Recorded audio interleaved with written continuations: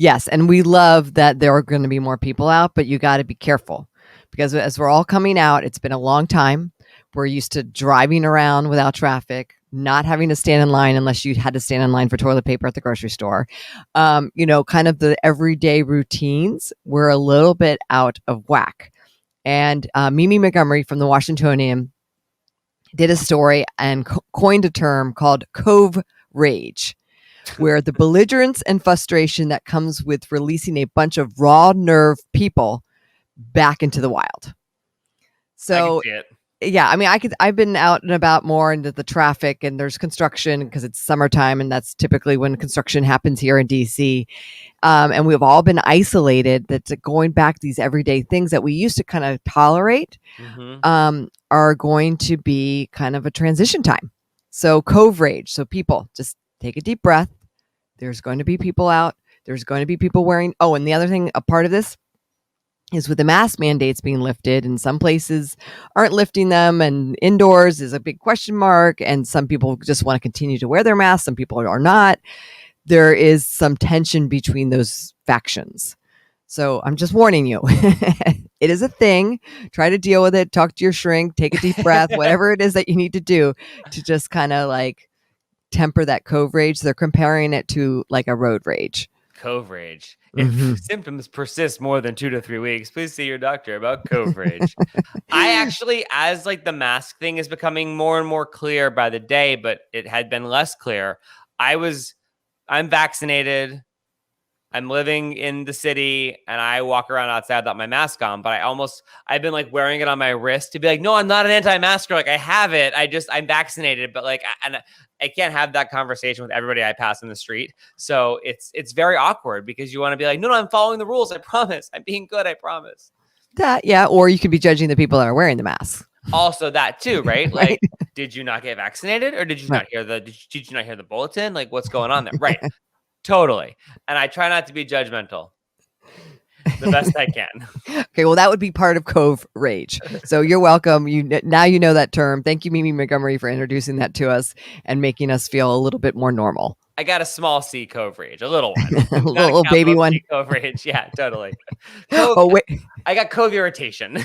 Wait till the tourists come back to DC. That might just get it all going too. I swear to goodness, I might hug every one of them that I see. They're like, welcome back. Thank you for supporting our city. Welcome back. Everything I said about you before, I totally take it back. I'm so sorry. I'm happy you're here.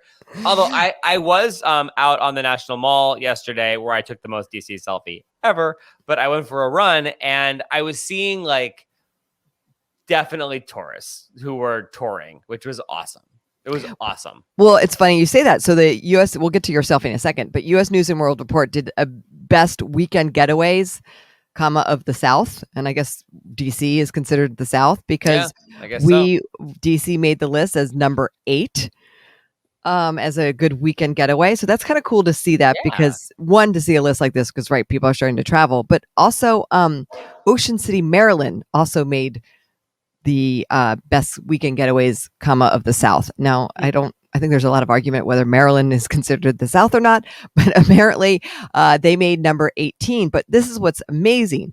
Ocean City, Maryland beat out Nashville, South Padre Island, and Baltimore as a best weekend getaway. Huh. Yeah. So that's wild. Of the South. Right. Of the South. But Nashville, I've been to Nashville and I've been to Ocean City. I'm sorry. I would choose Nashville every single day of the week.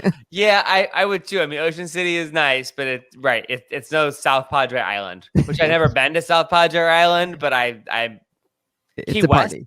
How did that not make it? No, well, Miami and they're just higher up on the list. Got it. Okay. Yeah. But Ocean City, number 18, and DC made it too. Yep. Yeah. Maryland is South. It's below the Mason-Dixon line. Very, very famously, that was the difference between the South and the North. For sure. I just don't think Marylanders consider themselves Southerners. That's all. Got it. Oh, I will tell you though, Kelly, I was stopped in the street by this woman who rocked my world, Robin Cunningham. She's from Alexandria. I was walking maskless because I'm vaccinated. And she was like, oh my God, Tommy, whatever happened to you and Kelly? Blah, blah, blah, blah. So we got the whole caught up and she subscribed to the channel. But she said that her and her sister, who both live here and they moved down from, I believe, New York, But she goes, I used to love listening to you guys on the radio because you just sounded so northern. And I don't know what that means, but I was like, I'll take it as a compliment. Thank you. Okay. I was like, yeah, you're right. I'm from Scranton. And I think it might have truthfully been, Kelly, that you don't suffer fools and you are sometimes a little direct in your opinions, which I think is where that came from. It's very northern. And I know that because she specifically said that. So Okay, that's fair possibly enough. where it came from too. I totally forgot to tell you that though. Yes. Big shout out to Robin for getting involved and stopping me in the street. Made my damn day. Oh, that's great. Us being all northern.